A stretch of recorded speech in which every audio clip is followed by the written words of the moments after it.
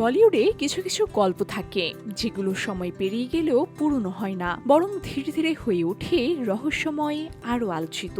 ঠিক তেমনই একদিন ২০০৭ সালের ২০ এপ্রিল মুম্বাইয়ের জুহুতে সেদিন ছিল অদ্ভুত এক নীরব উত্তেজনা। বাহিরে হাজারো মানুষের ভিড়, ক্যামেরার ফ্ল্যাশ আর ভেতরে কড়া নিরাপত্তা বলয়। সব মিলিয়ে পুরো এলাকা যেন পরিণত হয়েছিল এক রাজকীয় মঞ্চে, যার কেন্দ্রবিন্দুতে ছিল জলসা ও প্রতীক্ষা। সেই দিনই চার হাত এক হয়েছিল অভিষেক বচ্চন ও ঐশ্বরিয়া রায় বচ্চনের। বলিউডের সবচেয়ে আলোচিত সেই বিয়ে মুহূর্তেই পরিণত হয়েছিল এক ইতিহাসে, যাকে কেন্দ্র করে ১৯ বছর পরেও থেমেনি আলোচনা, কৌতূহল আর বিস্ময়।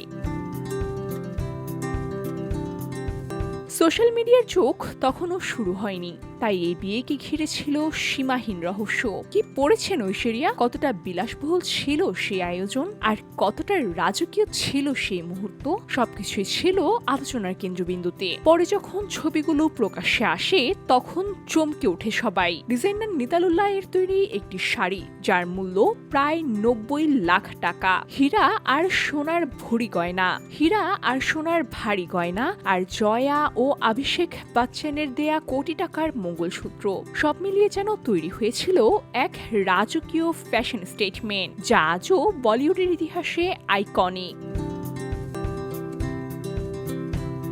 কিন্তু এই ঝলমলে আয়োজনের আড়ালে ছিল এক নিটোল প্রেমের গল্প। ২০০৬ সালে উমরাও জানের সেটে শুরু হওয়া সেই সম্পর্ক ধীরে ধীরে গাঢ় হয়। এরপর নিউ ইয়র্কের এক হোটেলের বারান্দায় অভিষেক বচ্চনের সেই প্রস্তাব, জীবনের সবচেয়ে গুরুত্বপূর্ণ প্রশ্ন, উইল ইউ ম্যারি মি? সে সময়ে গুরুয়ের সাফল্যের আবহে ভেসে চলছিল দুই তারকার জীবন, আর সেই প্রস্তাবের জবাবেই জন্ম নেয় এক নতুন অধ্যায়ের। ২০০৭ সালের ২০ এপ্রিল হিন্দু রীতিতে সম্পন্ন হয় তাদের বিয়ে, শুরু হয় বলিউডের এক পাওয়ার কাপলের অধ্যায়।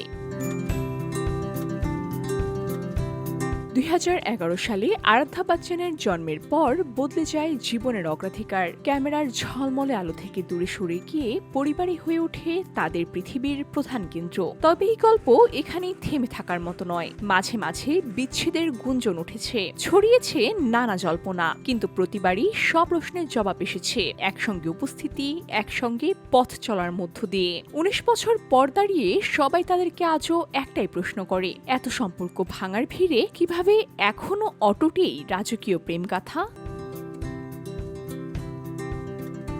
VOD Bangla news desk.